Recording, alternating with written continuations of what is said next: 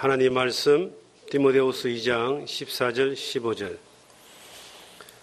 너는 그들로 이 일을 기억하게 하여 말다툼을 하지 말라고 하나님 앞에서 엄히 명하라. 이는 유익이 하나도 없고 도리어 듣는 자들을 망하게 함이라. 너는 진리의 말씀을 옳게 분별하며 부끄러울 것이 없는 일꾼으로 인정된 자로 자신을 하나님 앞에 드리기를 힘쓰라. 아멘. 오늘은 디모데후서 2장 14절 15절의 말씀을 통하여 엄히 명하라 는 이 하나님의 엄중하신 말씀을 함께 듣기를 원합니다.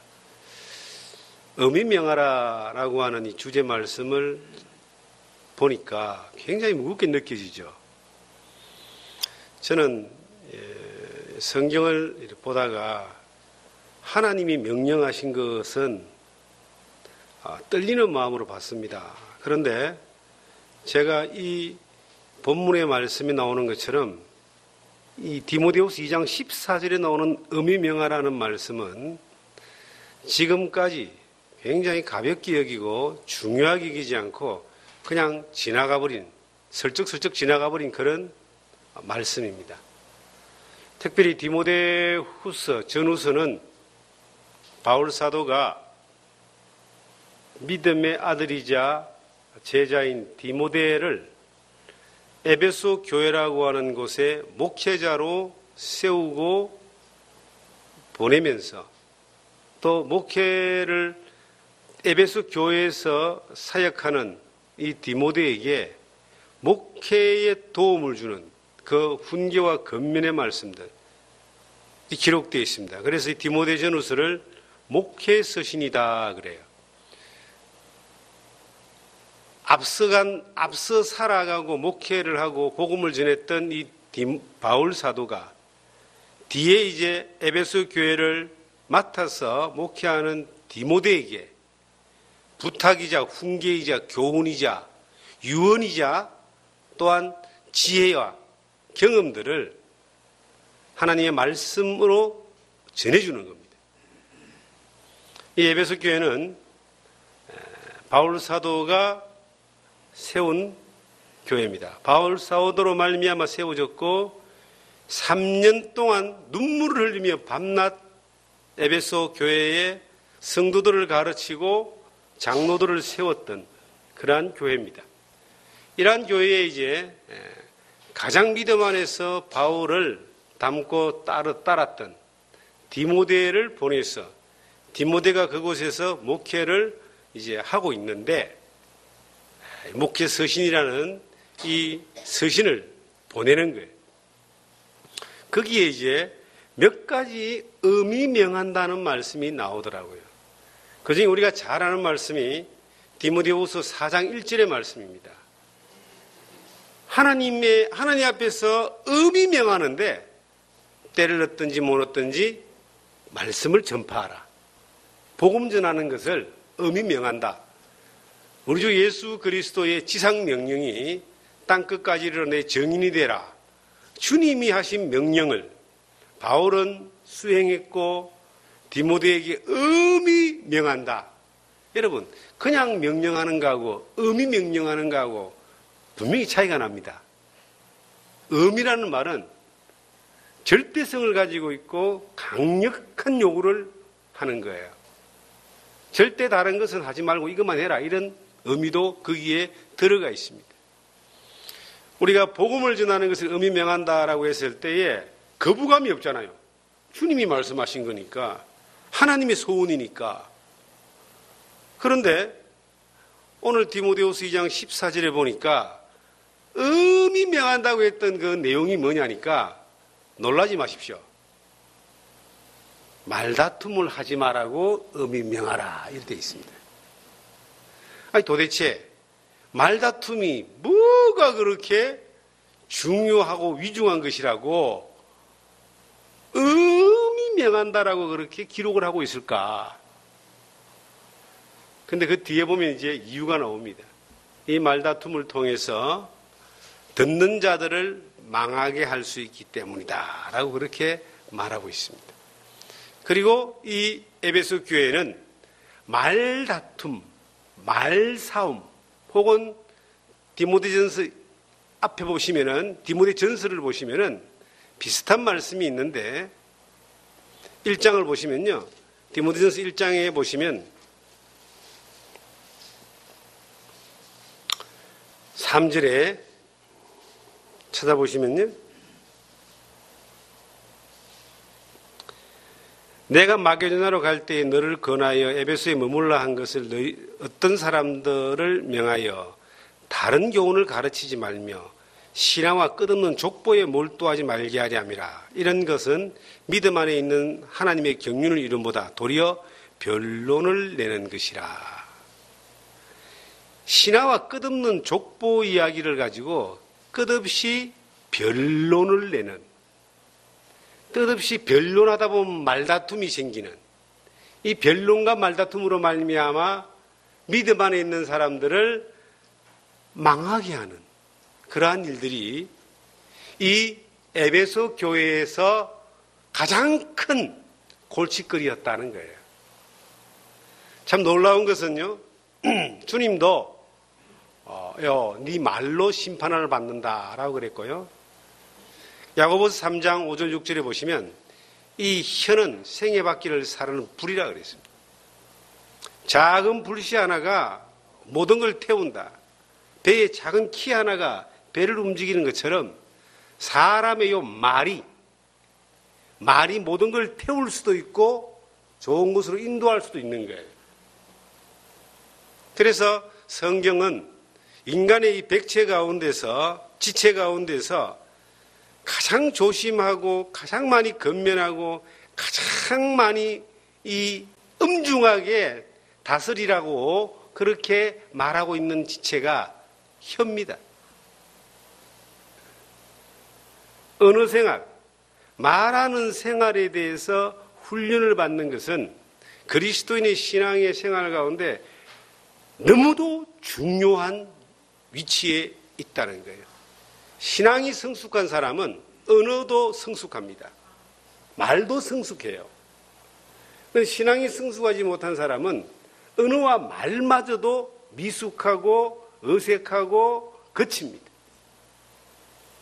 신앙생활 가운데 우리가 주님을 배우고 훈련해가는 가운데 우리의 생활과 삶과 삶의 가치관과 여러 가지 행동들이 바뀌어져 나가는 것뿐만 아니라 중요한 건 언어가 바뀌어지는 거예요. 예수를 믿고 나면은 먼저는 우리의 영혼이 거듭납니다. 우리의 마음과 생각이 바뀝니다. 그리고 말마저도 바뀌어가는 거예요. 그리고 행동이 바뀌어져 가는 겁니다. 이 언어에 대해서 저 또한 가볍게 생각하고 혹은 중요하게 생각하지 않으며 살았던 부분들이 있습니다. 저는 예수를 믿고 난 이후에 초기에 일어났던 변화 가운데 하나가 욕설을 하지 않았다는 겁니다. 제가 경상도 부산 출신입니다. 부산 사람들 말하는 거 들어보면은 사람들이 그래 꼭 싸우는 것 같다 그래요. 일반적인 대화가 억양이 싸우는 것 같다 그래요. 그런데 억양만 싸우는 것이 아니라 말 속에 언어가 굉장히 거칩니다. 욕이 많이 들어가 있어요. 그런데 그 동네 사람들은 그 욕이라고 생각하지 않습니다.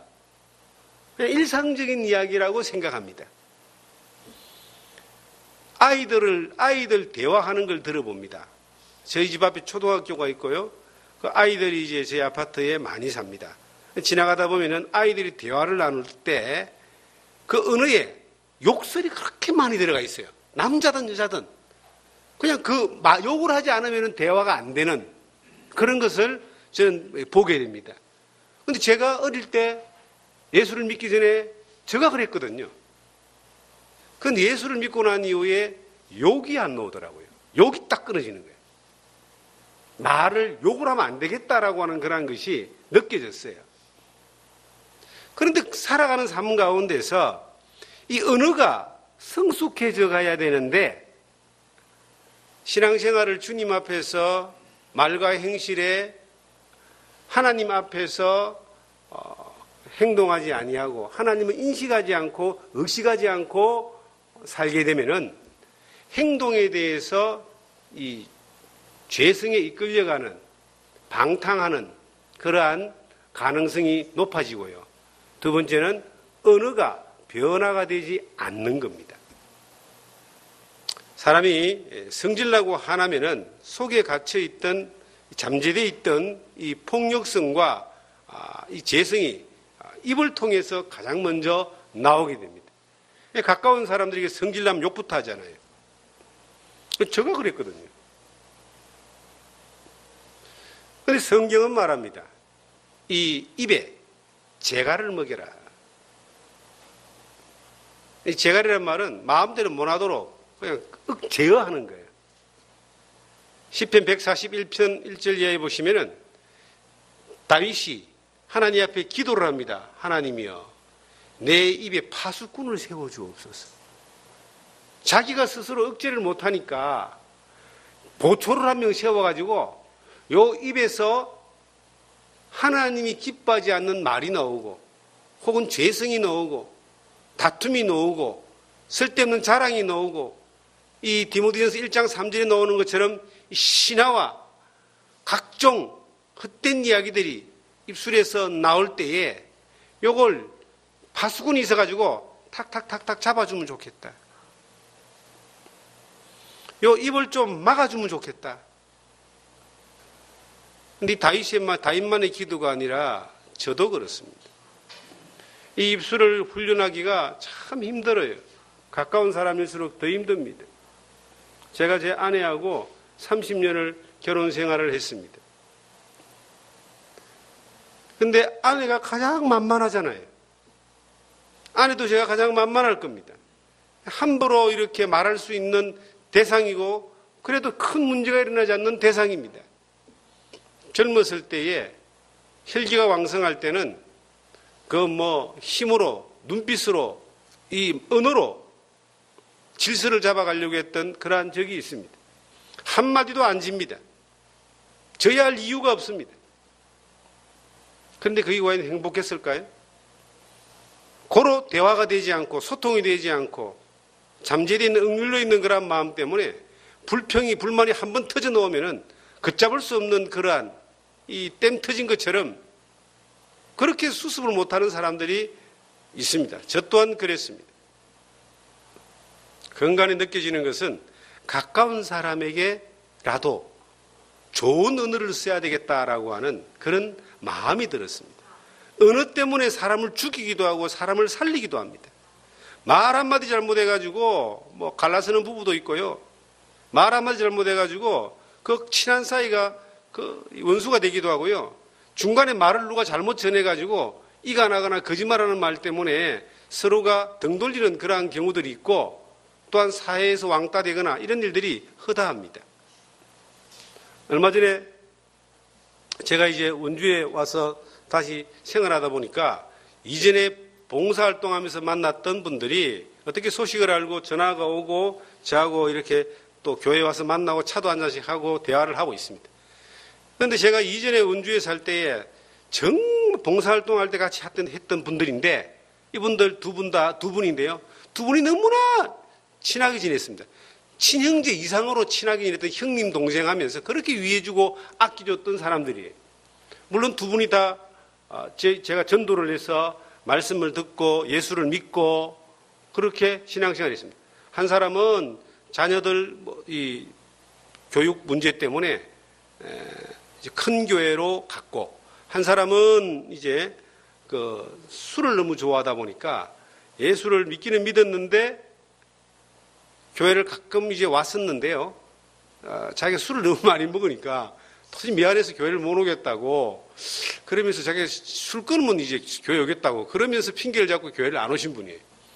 10년 안에 술을 끊는다 그러길래 10년 동안 하나님 지금도까지 기다려줬는데 10년 못 기다려주겠냐고 10년 기다려줄 수 있다 그래서 지금 10년이 다 돼갑니다 이제. 그런데 이 두 분이 이제 너무 친한 사이, 친형제 이상으로 친한 사이예요. 그런데 어느 날 이제 그 중에 이제 실명을 말할 수가 없네요. 같은 원주땅에 사는 분이라 이제 B라고 하는 분이 이제 저를 찾아온 거예요. 부인하고 같이. 그래서 차를 딱 마시면서 이제 안부를 묻고 반가워하고 이제 그러면서 저에게 느닷없이 A에 대한 이야기를 하는 거예요. 그렇게 친하게 지냈던 A에 대한 이야기를 하면서 혹시 그 A가 목사님한테 연락 왔습니까? 연락 안 왔는데요.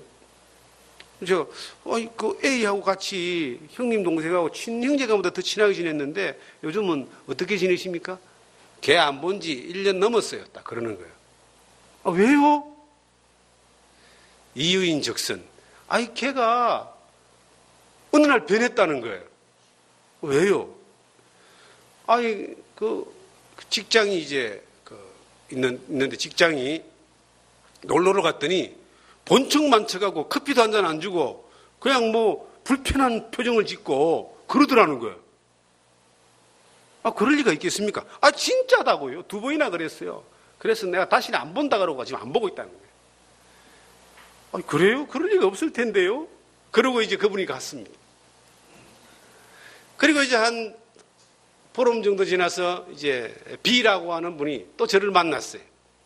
또 차를 한잔 마시면서 이런저런 이야기하면서 이제 안부를 묻고 대화를 나누다가 신앙적인 어떤 여러 가지 또 질문도 하고 대답도 해주고 그러다가 그분이 B에 대한 이야기를 하는 거예요.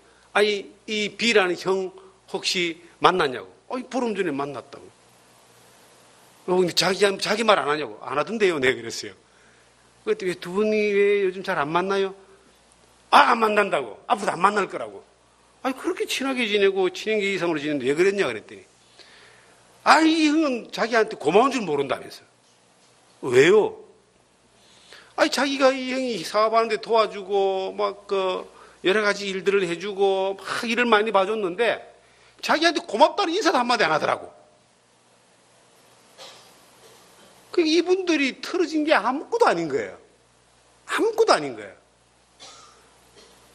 자기한테 소홀하게 되었다. 자기한테 인사하지 않았다. 거기에서 이제 한두 마디가 섞이면서 다툼이 한번 일어났는데 그때부터 안 만나는 거예요. 그런 걸 가만히 보면서요. 우리가 신앙생활하는 가운데 우리 주변에 일어나는 여러 가지 사건들도 어쩌면은 우리의 훈련되지 않는 인성과 말 때문에 오는 경우가 많이 있다. 성경의 골로새서 4장 2절 3절에 보시면은 너희 말을 소금으로 골고루한 같이 하라 그랬습니다. 은혜 가운데 소금으로 골고루한 같이 하라 그랬어요. 소금으로 골고루 한다는 말은 뭐죠? 소금은 원래 있는 음식에 소금을 더함으로 음식의 맛을 몇 배 이상 극대화시키는 겁니다. 고등어를 구워 먹는데 간이 되지 않는 고등어는요 못 먹습니다. 맛이 없어서. 오늘 아침에 제가 계란 후라이를 해서 이제 샌드위치를 먹고 왔습니다. 그런데 계란 후라이를 했는데 거기에 소금이 안 들어가면 그 계란 후라이의 맛이 영 못 먹을 맛입니다. 소금이 들어가야 먹을 수가 있어요. 이 원래 우리의 모습 위에 더 우리의 가치를 극대화시킬 수 있는 조건이 뭐냐면은 은혜 가운데 소금으로 골고란 같이 말을 하는 겁니다. 오늘 아침에 제가 주일 학생 경민이를 만났습니다. 너무 반가웠어요. 반갑게 인사를 하고 그냥 지나가는 말로 제가 경민아 사랑해 그랬어요. 근데 걔가 얼굴이 확 피면서 저도 사랑해요. 내가 경민이 너 왜 이래? 하고 만약에 꾸중을 했다면은 뭔 내용이든 간에 꾸중을 했거나 비난을 했다면은 걔가 그렇게 웃으면서 저한테 사랑해요 하겠습니까? 아마 꾸중하고 비난했으면 마음속으로 그럴 거야. 난 다음 주부터 교회 안 와야지. 이랬을 수도 있다는 겁니다. 말 한마디의 차이입니다. 아침에 이런 일이 있었습니다. 이 자꾸 말이 생각이 나네요. 아침에 제가 이제 아내랑 교회를 왔습니다. 그리고 이제 더워서 우아기를 벗고 있는데 제 아내가 들어왔습니다. 제가 옷을 입는 습관이 이제 조금 와이셔츠 앞을 편편하기 위해서 뒤로 쫙 몰아서 입습니다. 그런데 저 아내는 늘 그걸 저한테 지적합니다. 왜 그렇게 뒤에서 보면 보기 싫게 앞을 쫙 떼가 뒤로 하냐고. 저는 그게 편하거든요. 그래서 이제 집에서 잔소리 하면은 앞에 좀 했다가 집에 오면 없으면 또 뒤로 쫙 빼는 거예요. 그게 편한 거예요, 제가. 그리고 바지를 쫙 이렇게 올리는 게 편합니다. 그리고 이제 안경을 벗었다 뺐다 하면은 머리카락이 여기에 이제 조금 이 중간에 좀 빠지다 보니까 이게 아침에 자, 이게 정리를 해가 옵니다. 우리 이 장로님처럼 확 빠져버리면 정리를 안 해도 되는데 순간하게 빠지니까 이게 정리를 안 하면 안 되는 거예요. 그런데 이제 안경을 썼다 벗었다 하면 이게 흐트러집니다. 본인이 볼 때에 마음에 안 드는 거예요.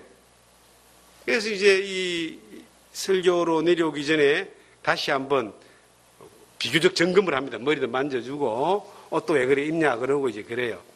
그러면서 이제 결정적인 말을 오늘 한마디 하더라고요. 당신은 혼자 살면은 참 추적게 살았을 것 같아. 주일날 아침에 제가 그 소리를 들었습니다.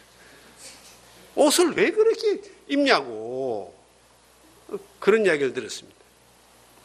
이게 훈련이 안 되고 만약에 이제 한 혈기가 왕성할 땐 30대, 40대 정도의 그 이야기 들었으면은 제가 반드시 역받아 쳐가지고 플러스 알파에서 날렸습니다. 뭘 날려도. 니는 뭐 어쩌고 하든지 아니면 비난글을 찾았을 거예요. 근데 하나님이 참 감사하게도 부족하지만 많은 삶 가운데 훈련을 시키셨어요. 그래서 그 말을 딱 받자마자 제가 이렇게 했습니다. 내가 그렇게 모자라기 때문에 혼자 살면은 영 추주부지기 때문에 하나님이 당신 같은 아내를 내한테 주시지 않았냐. 그래 당신이 필요하지. 그랬더니 제 아내가 어떻게 했을까요? 더 이상은 말하지 않고 기분이 엄청 좋았나 봐요. 생각생각 웃더라고. 그리고 제가 이제 뒤에 한마디를 더 붙였죠. 당신 수준에는 안 맞아도 내 수준에 이게 맞으니까 그냥 이쁘게 봐줘라 그냥. 네? 오늘 아침에 이 교회 이 사무실에서 있었던 대화입니다. 우리가 똑같은 상황에서 이 주고받는 말 때문에 서로 별거 아닌 일에 분노하고 다투고 대립해서 옆에 있는 사람들까지도 망하게 할 수 있습니다. 특별히 부부가 계속 싸워요. 말다툼해요. 자녀들은요 불안해하고 두려워합니다. 저러다 뭐 일 날까 싶어서 두려워합니다. 그런 일이 자주 있는 집안에서는 자녀들 마음 가운데 상처가 있고 분노가 생기게 돼요. 마음을 망하게 하는 거예요. 우리가 언어를 똑같은 상황에서 어떻게 쓰느냐에 따라서 사람을 망하게 할 수도 있고 세울 수도 있습니다. 어떤 부부가 다툼이 생겨서 하루 종일 아무 말도 하지 않고 지냈습니다. 그런데 마침 둘이가 이제 마트에 뭘 사러 가게 되었습니다. 물건을 사기 위해서 마트로 갔는데 둘 다 불편한 가운데서 이제 마트를 간 거예요. 그런데 이제 운전하는 이 남편이 그 불편하고 막 화난 심정을 이 운전을 좀 와일드하게 하면서 표출하는 거예요. 브레이크를 팍 밟고 확 밟고 막 이러면서 이게 옆에 앉아 이제 이 부인은 열이 받아가지고 이제 이걸 갖다가 어떻게 지금 복수를 할까 그것만 생각하는 거예요. 뻔히 보이니까. 그런데 마트에 가가지고 이 부인이요 남편이 이제 보통 마트에는 주차를 할 때 어떻게 해요? 뒤로 빼가지고 주차를 하잖아요. 뒤로 맞죠? 뒤로 빼고 했잖아요. 그런데 이 남편이 앞으로 샥 가더니 한 방에 샥 해가 뒤로 탁 대고 딱 내리는 거야. 덕흥하면서 이게 혹시 사고 날지도 모르는데 부인이 이게 뭐 팍 기어오르는데 이랬다가는 이 후환이 너무 두렵겠다. 큰일 나겠다 싶어서 욕을 한마디 하려고 하다가 욕 대신 다른 말이 나왔대요. 뭔 말이 나왔느냐? 와, 당신 운전 잘하네. 대한민국에서 뒤로 빼기 위해서 이렇게 운전을 잘하는 사람은 처음 봤다고. 사실은 비난하려고 비꿀려고 한 말인데 이제 더 안 싸우려고 부드러운 말로 나갔어요. 하루 종일 한마디도 안 하다가 딱 한마디 했는데 고약이란 거예요. 이야, 대한민국에서 당신만큼 백 잘해가 백에서 웃는 사람은 처음 봤다고. 그랬더니 남편이 뭐라고 했는지 아세요? 웃으면서 하는 말이, 나는 백 해가지고 원주 시내 한 바퀴도 돌 수 있어요.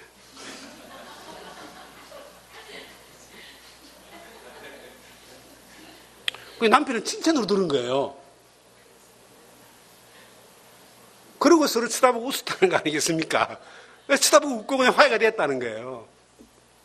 근데 거기서 욕 한마디 나갔으면은 이제 큰일 난 겁니다. 난리가 나는 거예요.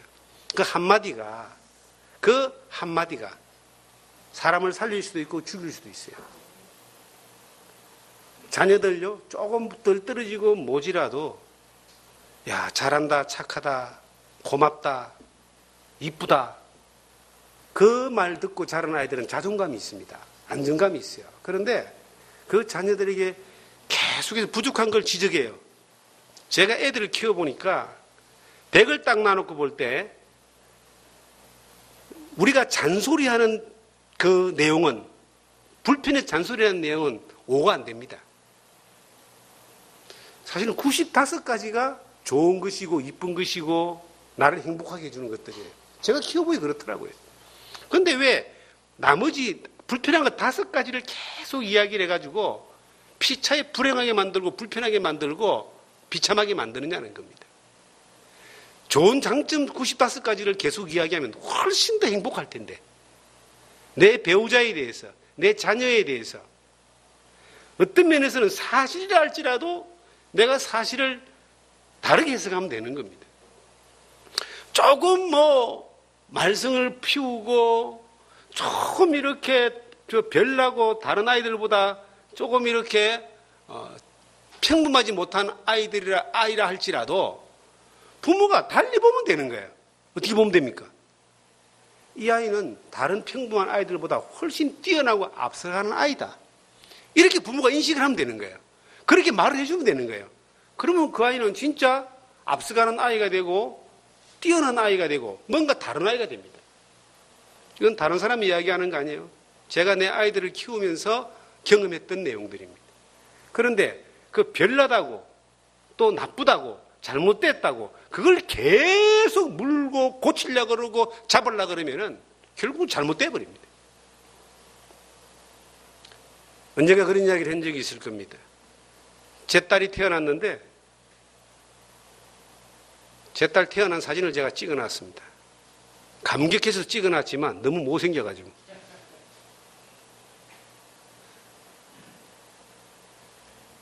제가 제 딸아이를 딱 안고 내가 봐도 참 너무 못생겼어요.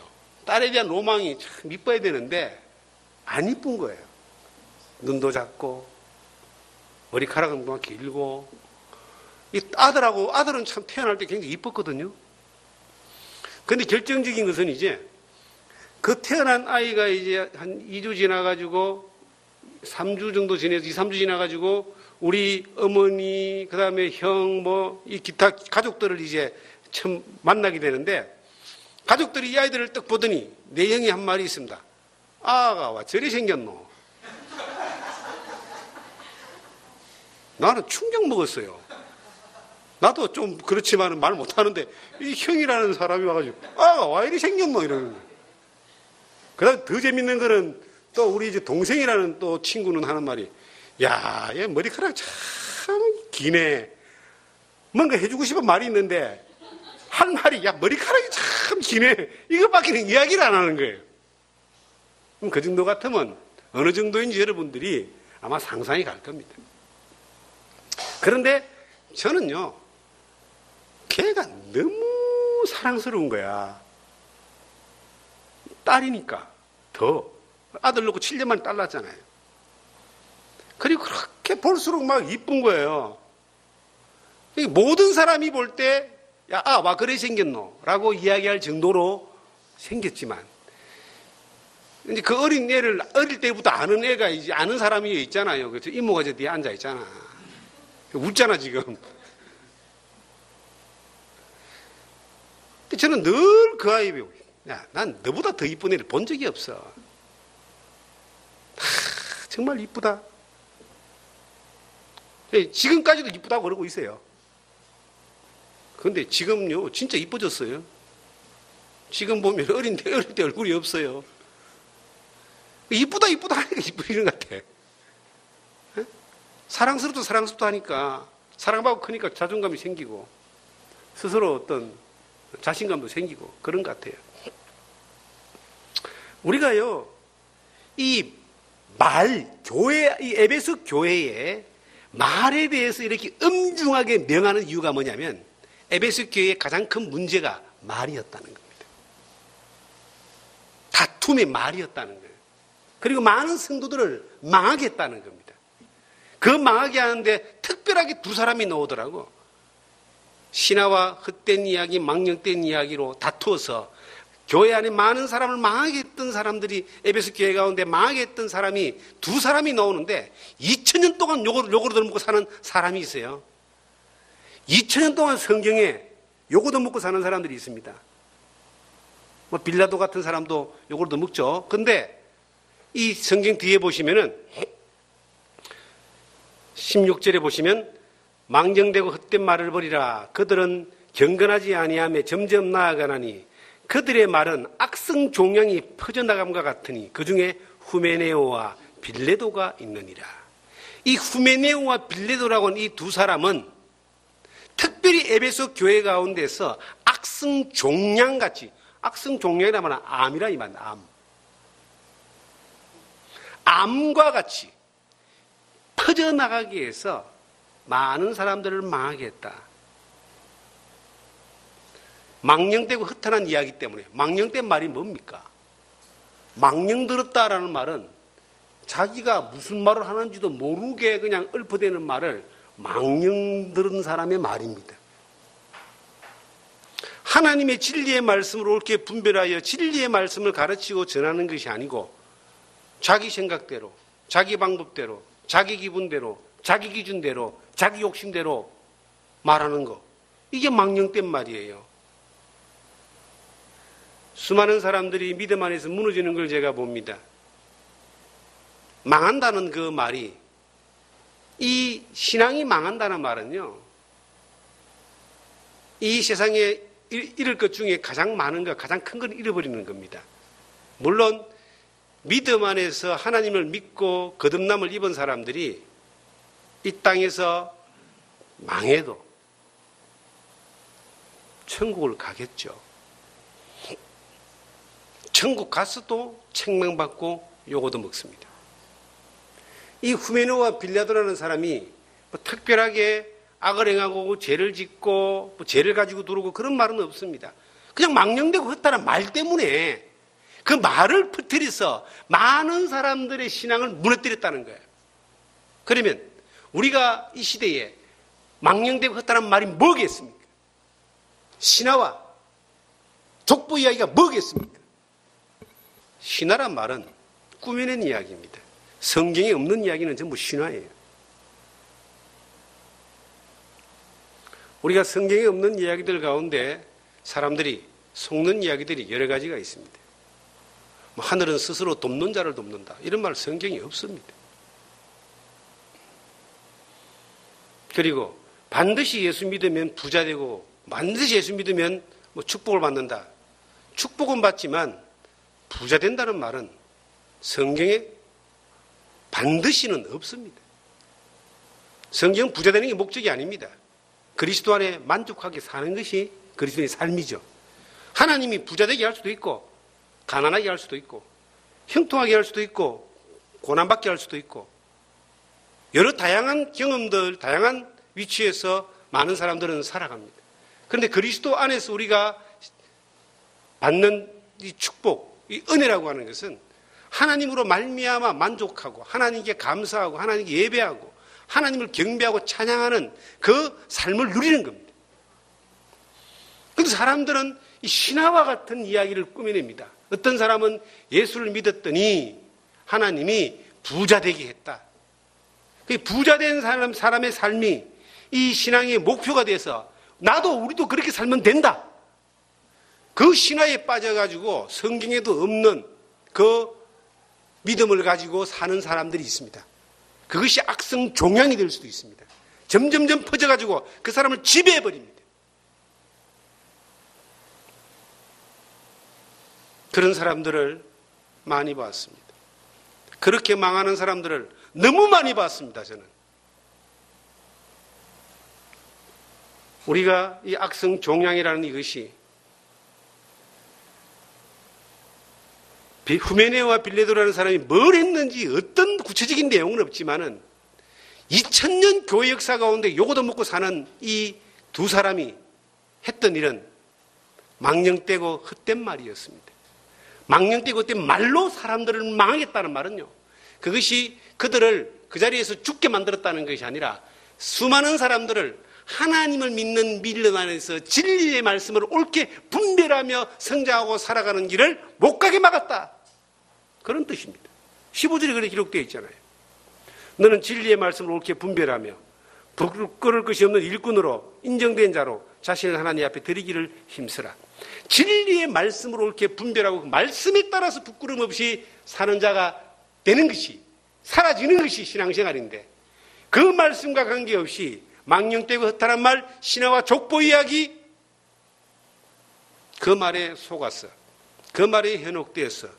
그 말을 쫓아갔는데 그 말이 씨가 되어서 악성 종양처럼 번져서 누룩이 되어서 온 전체를, 그 삶을 지배해가지고 하나님의 말씀을 따라 옳게 분별해가는 길을 막아서는 그러한 일들이 여러분과 저에게 있을 수 있다는 겁니다.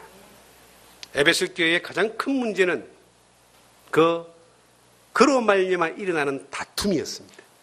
왜 다툼이 일어날까요? 당연히 다툼이 일어나죠. 진리의 말씀과 악성 종양과 같은 신화와 족보와 망령된 말과 헛된 말과 이 두 개는 같이 갈 수가 없는 거예요. 다툼이 일어날 수밖에 없는 거예요. 그리고 그 다툼으로 인하여 많은 사람들은 망할 수밖에 없는 겁니다. 신앙이 성숙하다는 말은 뭘까요? 첫째는 말씀을 옳게 분별하는 겁니다. 둘째는요, 말씀을 따라 순종하는 겁니다. 셋째는요, 그 변화된 삶을 통해서 말까지도, 입술까지도 변화되는 겁니다. 말. 저는 이 말씀을 보면서, 묵상하면서 부끄러움을 느낍니다. 나도 혹시 망령되고 허탈한 말을 생산해낸 적은 없는가? 사람을 위로한답시고 사람 앞에 사람의 잘못이나 옳지 못한 것마저도 인정하고 혹은 묵인하고 혹은 도리어 권하면서 그렇게 살지는 않았는가? 저는 반성을 해봅니다. 디모데전서를 보시면, 디모데전서 4장을 보시면 또 하나의 의미 명한다는 말씀이 나오더라고요.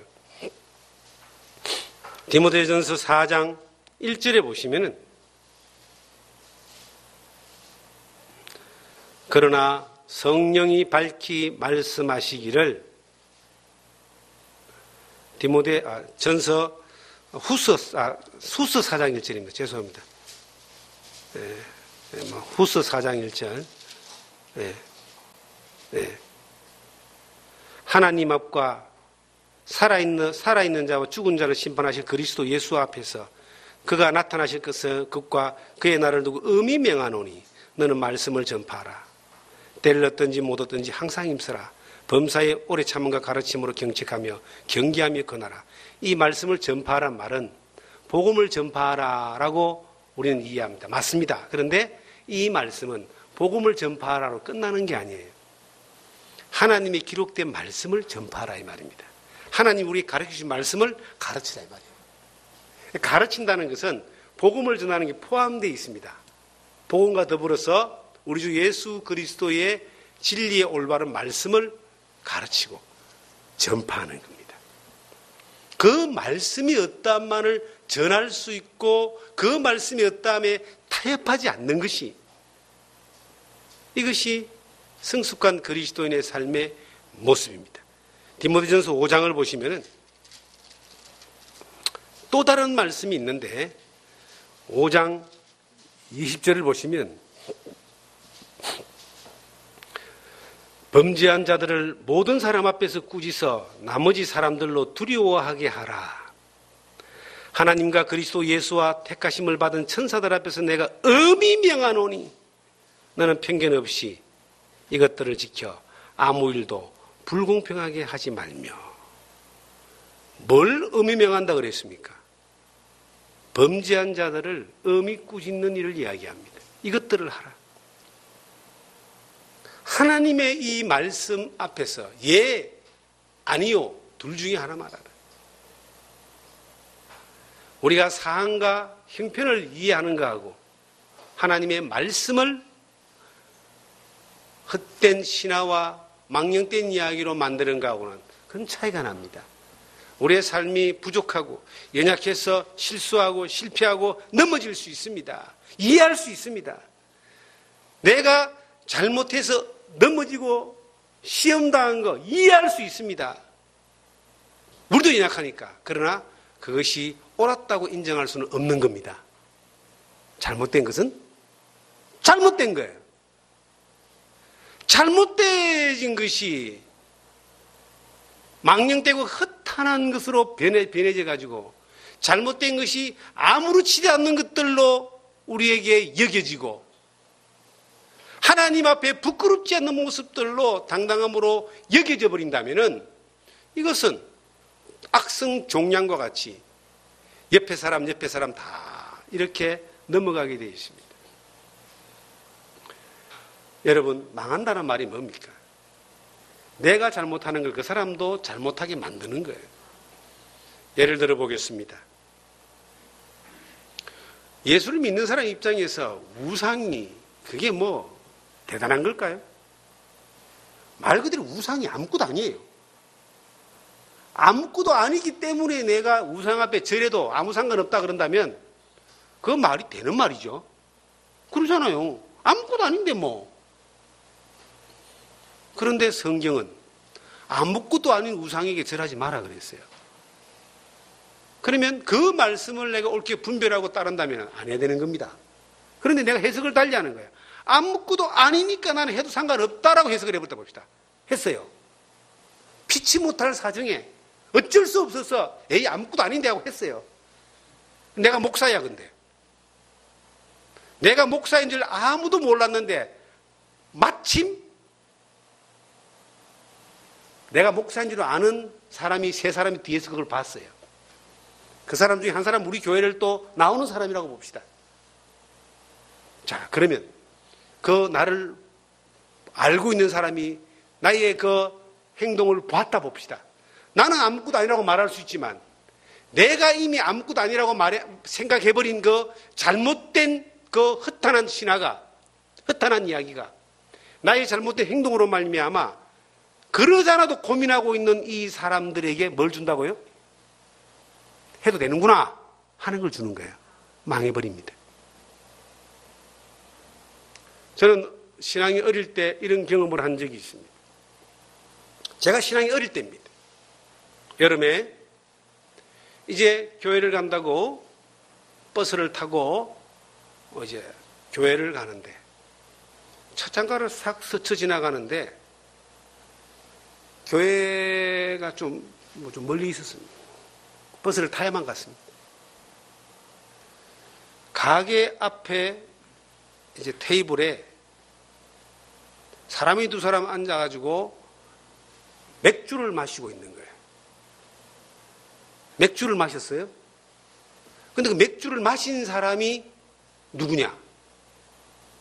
내가 다닌 교회 장로가 마시고 있었어요. 그들은 이렇게 말합니다. 맥주 이거 술 아니야. 여름에 더운데 목축이는 음료수로, 독일은 다 음료수야. 그렇게 이야기를 할 수 있습니다. 그분들은 맥주를 마시는데 자유로웠지 몰라도 신앙이 어린 내가 봤을 때는 이거는 충격이었습니다. 제가 두 가지 반응이 나타낼 수 있습니다. 그래. 장로도 마시는데 나도 마실 수 있다라고 먹을 수 있습니다. 두 번째는 어떤 반응? 장로라는 사람이 맥주를 마셔? 에이씨, 거기 안 나가. 신앙이 어릴 때 그럴 수 있다는 이야기예요. 다행히 저는 둘 중에 둘 다 선택하지 않고 그냥 너는 마셔 난 안 마신다. 그걸 선택했습니다.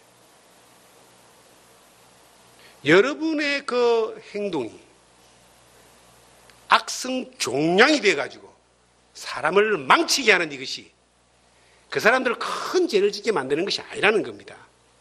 그들의 행동이 헛된 신화를 쫓아가는 쪽으로 가게 만드는 거예요. 신앙은 저는 그래 봅니다. 사랑하는 성도 여러분, 신앙은 하나님의 말씀 앞에 엄격할수록 좋습니다.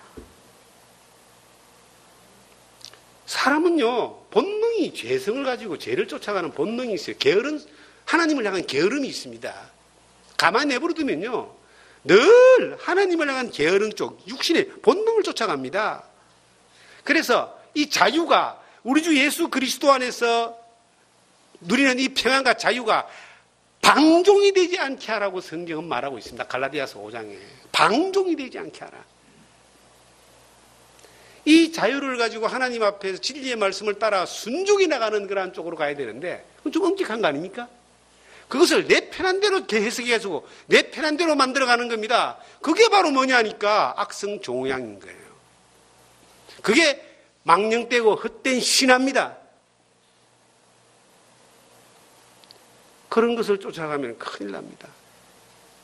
저는 가끔 저를 보면서 그런 생각을 합니다. 참 나도 많이 실수를 하고 넘어지고 연약한 사람이구나. 그런데 성도님들은 오죽하겠는가. 그리고 그러기 때문에 기도합니다. 하나님 성령으로 도와달라고. 이해합니다. 안타까워합니다. 이해하고 안타까워하지만 그것이 옳다라고 할 수는 없다는 거예요.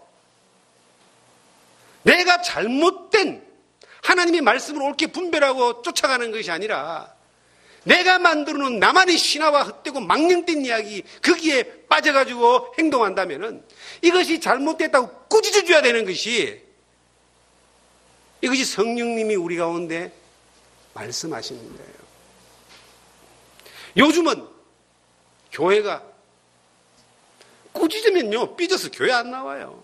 왜냐하면 거기라도 갈 때 천지거든. 이 꾸짖는 소리를 견디지를 못하는 거예요. 사람들이 자유롭게 그냥 자기 중심적으로 살다 보니까 말 한마디 건면하는 것도 정말 조심스럽습니다. 목사가 어떤 성도들 앞에 그 잘못에 대해서 뻔히 알면서도 말을 못해요. 교회 안 올까 싶어가지고. 이게 도대체 이게 뭔지 모르겠습니다. 물론 저는 그러지 않습니다. 이해한다, 이해. 상을 이해합니다. 그렇지만 그가 가지고 있는 잘못된 신화에 대해서 잘못됐다고 꾸짖어주고 바로잡아줘야 됩니다. 사랑한다면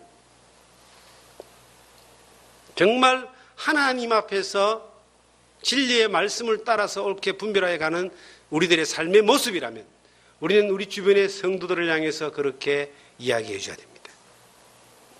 굉장히 부담스럽습니다. 너무나 많이 그러한 일로 말미암아 많은 사람들이 떠나감을 경험하고 그리고 그나마 또 세워지는 사람도 많이 있습니다. 그러니까 이제 목회자조차도 강단에서 말씀을 전하는 사역자조차도 하나님을 두려워하고 하나님의 말씀 앞에서 이것을 전하는 것이 아니라 사람의 낯을 보고 사람을 두려워하고 상황과 형편에 맞춰서 가려고 하는 그런 타협하는 점들이 오다 보니까 이 강단에 전해지는 말씀이 엄중한 하나님의 말씀으로 전해지지 않고 그냥 가볍게 듣고 즐기고 그냥 그 귀로 느끼면서 편안함을 가지고 가는 그런 것으로 그것이 신앙생활이고 예배고 말씀으로 변형되어져 있는 모습이 현재 우리 주변에 우리가 만나는 맞닥뜨리는 많은 부분들이 아닌가 하는 생각을 해봅니다. 사랑하는 우리 성도 여러분, 저는 하나님 앞에서 이 말씀을 전할 때에 하나님이 주신 말씀들을 의미명한다라고 하는 이 바울 사도가 그 디모데에게 그냥 포인트를 두고 엄중하게 그냥 강하게 절대 이건 타협하지 말라고 절대 이걸 따르라고 말하는 의미명한다고 했던 이 내용들을 보니까 이 세 가지가 다 하나님의 말씀을 엄중하게 전하라. 죄를 엄중하게 꾸짖으라. 헛된 신화와 말들을 엄중하게 못하게 막아라. 그 내용이에요. 그런데 이것이 에베소 교회에만 있었겠는가? 2000년 교회 역사 가운데 교회라고 생겨먹은 모든 교회는 다 있었습니다. 제가 30년 이 전도사 시절부터 복음을 전하면서 여러 교회를 개척하고 또 청빙받아서 목회를 해봤지만 어느 교회나 어느 곳이나 크고 크기에 따라서 조금 다를 뿐이지 다 존재했습니다. 우리가 여전히 하나님의 말씀 앞에서 엄중한 하나님 앞에서 주님이 나를 쳐다보시는 그 존전 앞에서 이 진리의 말씀을 엄중하게 전할 수 있느냐? 전 그러고 싶습니다. 정말 그러고 싶어요. 그런데 그렇게 못하는 상황이 만약에 온다면은 그것은 이제 사역이나 목회라는 개념보다는 직업이라는 개념으로 가겠죠.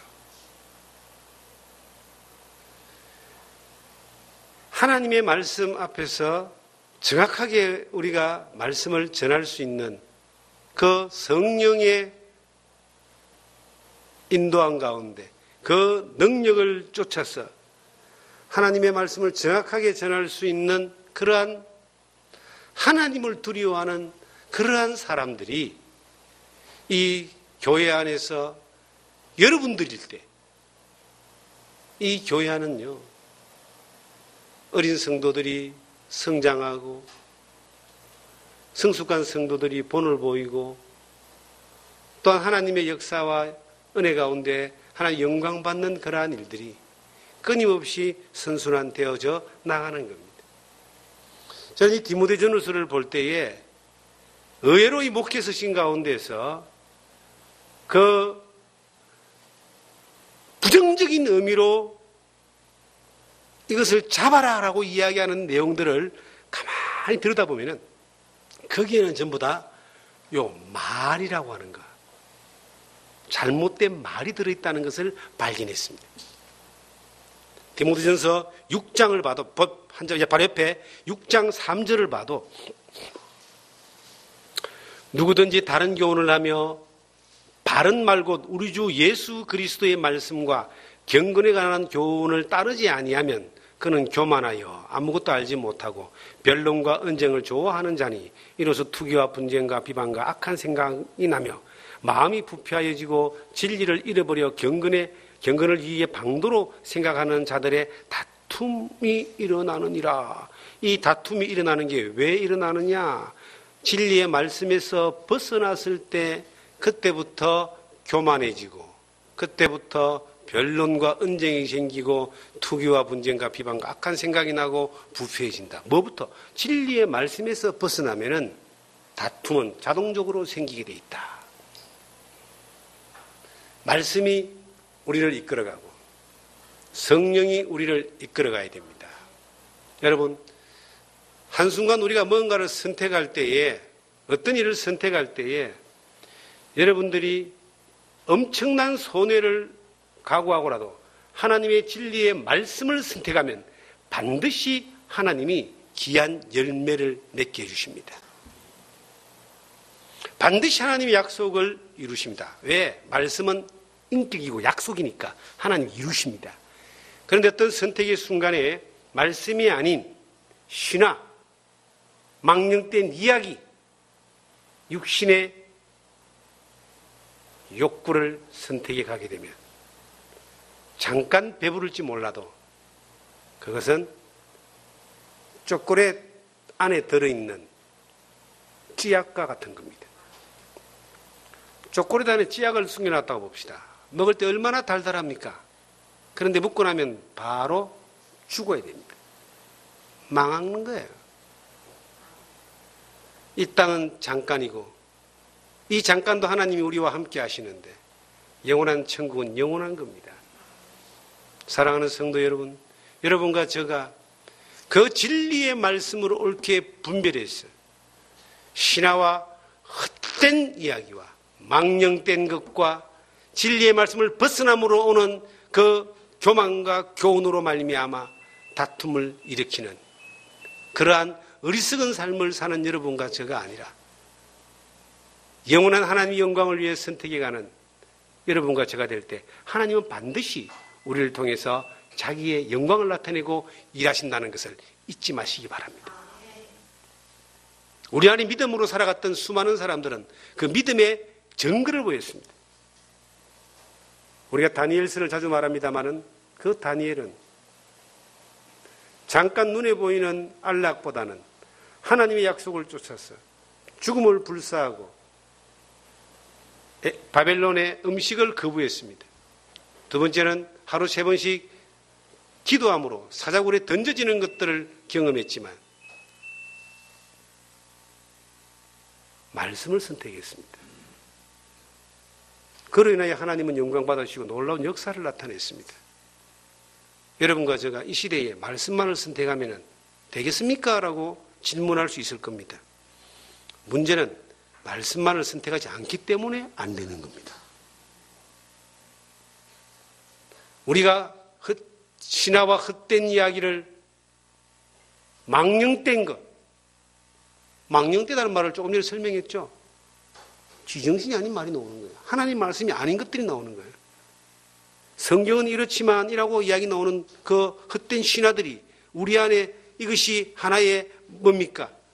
이것이 하나의 교훈으로 자리 잡고 있다면 이게 뭐가 되겠어요? 그런 것들은 입에도 담지 않아야 됩니다.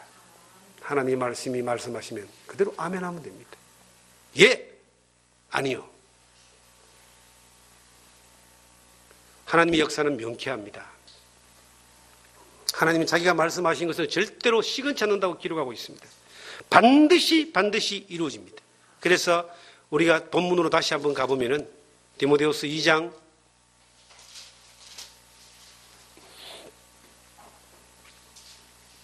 16절에 보시면 망령되고 헛된 말을 버리라. 그들은 경건하지 아니함에 점점 나아가나니. 참 이게 경건하지 아니함에 점점 나아간다. 성경은요, 경건함을 쫓아라. 거룩하라. 근데 이게 반대잖아요. 경건하지 않는 것은 교회 안 나온다는 게 아니에요. 하나님의 말씀을 쫓아가지 않고 망령되고 헛된 신화를 쫓아가면 경건할 수가 없습니다. 내 안에 자꾸 뭐가 들어와요? 망령되고 헛된 신화가 들어오잖아요. 진리의 말씀 안에 옳게 분별되어진 믿음이 있는데 상황과 형편에 따라서 에이 그래도 되지 이래도 되지 한 번쯤은 결국은 그렇게 하다 보니까 내가 점점점 어디로 가요? 점점 경건하지 않은 쪽으로 가는 거예요. 내가 한번 잘못된 선택을 했을 때에 하나님이 나를 바로 그때 딱 즉각적으로 뭐 교훈을 주든지 징계를 주든지 아니면은 내 귀에 속삭여 주면은 정신 차릴 텐데 하나님이 안 그러시거든요. 내버려 두거든요. 그러니까 이래 되는구나. 또 그렇게 하는 거예요. 점점 경건하지 않는 쪽으로 점점 이 롯이 아브라함을 떠나서 점점 조금씩 옮기다 보니까 소돔 고모라의 중심부로 딱 들어갔잖아요. 그것이 아름다워 보였지만 결국은 다 불에 탔습니다. 우리 인생은 그렇게 길지 않습니다. 그렇게 시간이 많이 남아있지 않습니다. 지금 이 원주에 전철이 들어온다 그러니까 좋아하는 사람들이 있더라고요. 서울에서 전철이 들어와요. 내년 되면은 누가 제일 좋아하냐니까 65세 넘으신 분들이 제일 좋아해요. 몇 번 그런 얘기 들었어요. 나 이제 서울 갈 때 공짜로 간다? 왜냐하면 65세 넘으면 전철비가 공짜예요. 근데 그게 좋아할 일입니까? 국가가 뭐 복지를 많이 해주고 좋아할 일이기도 하지만 그렇게 좋아할 일은 아닌 것 같아요. 그만큼 우리가 살아서 하나님 앞에 경건을 쫓아서 나아가고 하나님 영광을 위해 살아갈 수 있는 시간이 그만큼 기회가 줄어들었다. 이렇게 볼 수 있겠죠. 가장 부러운 것은 지금도 인생의 나이가 우리가 감사하고 과거로 돌아가고 싶은 마음도 없고 그렇지만 그래도 가장 부러운 것은 주님 안에서 살아갈 나이가 나보다 많은 사람들이 가장 부럽습니다. 하나님 안에서 진리의 말씀을 따라 분별하여 하나님 영광을 위해서 하나님 일에 쓰임받는 모습으로 사는 그 시간이 많은 사람들이 가장 부러운 거예요. 아무리 많은 것을 가지고 있다 할지라도 오늘 밤 네 영혼을 도로 찾으려면 네가 예배한 것이 누구시 되겠느냐라고 했던 누가복음 12장의 말씀처럼 주님은 오늘 밤 나를 데리러 올 수도 있다. 주님 만날 준비가 되어 있다고 해서 주님 앞에 섰을 때에 부끄러움 없는 모습으로 서기를 바라는 모습이 되어야 되지 않겠습니까? 여러분의 이름이 후메네와 빌레드와 같은 사람으로 하나님 앞에 그렇게 적혀 있다면 도대체 내가 뭘 했기 때문에 그렇습니까? 라고 아마 말할 수 있을 겁니다. 내가 주를 위하여 많은 일을 하고 주를 위하여 많은 것들을 섬기고 주를 위해서 많은 것들을 드리고 바치고 헌신하고 봉사하고 했습니다. 복음을 전하기 위해서 내 몸을 불사르기까지 내놨다고 그렇게 말할 수도 있지만 그럼에도 불구하고 주님이 나에게 너는 후메네와 빌레드와 같은 사람이야. 너는 하나님의 영광과 진리의 말씀을 쫓아가지 않고 너는 망령되고 헛된 이야기, 신화와 족보 이야기, 네 영광을 위해 살지 않았냐. 네가 만들어놓은 신화 가운데서 많은 사람들을 망치게 하냐. 네도 망치고 네 같은 사람을 만들지 않았냐라고 그렇게 혼이 날 책망을 받는 이 빌레드와 후메네와 같은 사람은 안 돼야 되겠다. 저는 참 자신이 없는 게 있어요. 여러분 앞에 참 연약한 모습을 고백할 수밖에 없는 것이 저는 믿음 안에 자식을 잘 키우길 원했습니다. 정말 그 로망 있잖아요.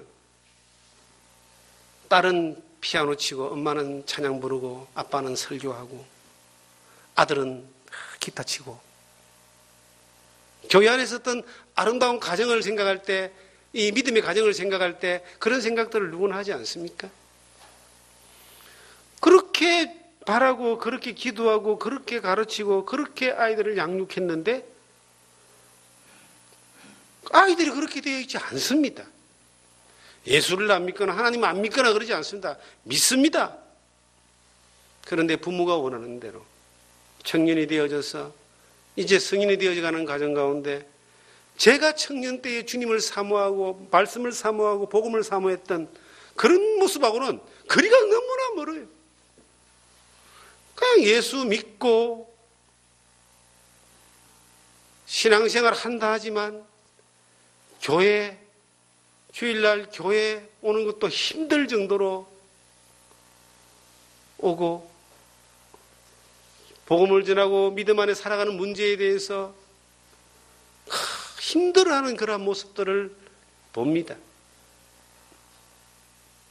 내 자식도 그렇게 믿음 안에서 바른 일꾼으로 제자로 키워내지 못하고 그런 상황 가운데 있는데 성도들은 오죽하겠느냐는 겁니다. 그렇다고 해서 이 가르치는 일들을 진리의 말씀을 올바로 가르치고 믿음 안에 올바른 교훈 가운데 살고자 하는 이것을 그러면 포기하고 그러니까 우리는 어쩔 수 없다. 우리 그냥 편하게 지내자. 라고 하나님의 말씀과 진리의 성령의 요구하심을 뒤로 한 채 헛된 신화를 만들어서 내 편한 대로 신앙생활하는 종교생활하는 그런 모습으로 가야 되겠느냐는 겁니다. 안 된다는 거예요. 왜? 우리 가운데 하나님이 살아계시기 때문에. 그리고 끊임없이 올바른 교훈과 엄중하게 하나님이 말씀하시고 꾸짖으라 하셨던 그 말씀에 대하여 전파하고 꾸짖고, 그리고 말다툼, 헛된 신화로 말다툼하는 것을 못하게 막으라고 했던 이 의미명한다는 이 말씀들을 따라서 나 자신부터 거기에 적용을 시키고, 그리고 성도들과 함께 그 주님을 따라가는 겁니다. 사랑하는 성도 여러분, 우리가 어느 날 주님 앞에 서게 될 텐데 내일일 수도 있고 오늘일 수도 있습니다. 저는 오늘 아침도 이 교회에 와서 저쪽 저 지금 우리 한건사님이 앉아 계신 저 자리를 한번 딱 찬참 쳐다봤습니다. 저 자리가 우리 유재호 장로님이 앉아 계셨던 자리입니다. 얼마 전까지 같이 예배드렸는데 지금 하나님 품에가 계시고 우리보다 편한 데가 계시니까 좋으시겠죠. 그런데 그 자리가 딱 보여지는 것은 어제 아래 만난 것 같은데, 손이 잡히는 것 같은데 벌써 우리가 가지 않으면 만나지 못하는 곳으로 가 계신 거예요. 그게 우리에게도 어느 날 그날이 오게 될 텐데 우리가 하나님 앞에서 정말 조심스럽게 한 걸음씩 살아야 되겠다. 지난 화요일 날 전화를 했습니다. 저희 아내가 교회 와서 피아노를 치는데 피아노 소리가 둥둥둥둥 거려요. 이 피아노를 조율한 지가 한 달밖에 안 됩니다. 이 피아노를 조율할 때 우리 성도 몇 분이 와서 같이 피아노 조율하는 걸 봤습니다. 신체도 건강하고 몸집도 좋은 분이 한 1시간 조율을 착 하고 이제 피아노를 좀 위에 있는 걸 밑으로 좀 옮깁시다 그랬습니다. 얼마나 힘이 좋은지, 저 힘 받는 쪽은 자기 혼자 들고 힘 안 받는 쪽은 두 사람이 드세요 그러더라고요. 근데 우리는 낑낑거리는데 그분은 혼자 벌떡 들어가 턱. 와, 역시 힘 좋구나. 그리고 그분이 가면서 말했습니다. 제가 서비스를 한번 더 해드릴 수 있습니다. 쳐보시고 조금 이 소리가 좀 안 좋거나 좀 그러면은 연락을 주시면은 서비스로 한번 하겠습니다. 이렇게 하고 가셨어요. 그래서 한 달 되기 전에 좀 둥둥거린다고 전화를 했습니다. 전화를 했는데 이제 아내가 전화를 했습니다. 그 아저씨가 전화를 받는 게 아니라 여자가 전화를 받는 거예요. 그 피아노 조율하시는 선생님 전화번호 아닙니까? 예, 맞습니다. 근데 어떻게, 누구세요? 딸입니다. 어떻게 전화하셨습니까? 피아노 조율을 서비스 해주신다 그래서 한번 서비스를 받을까 전화드렸습니다.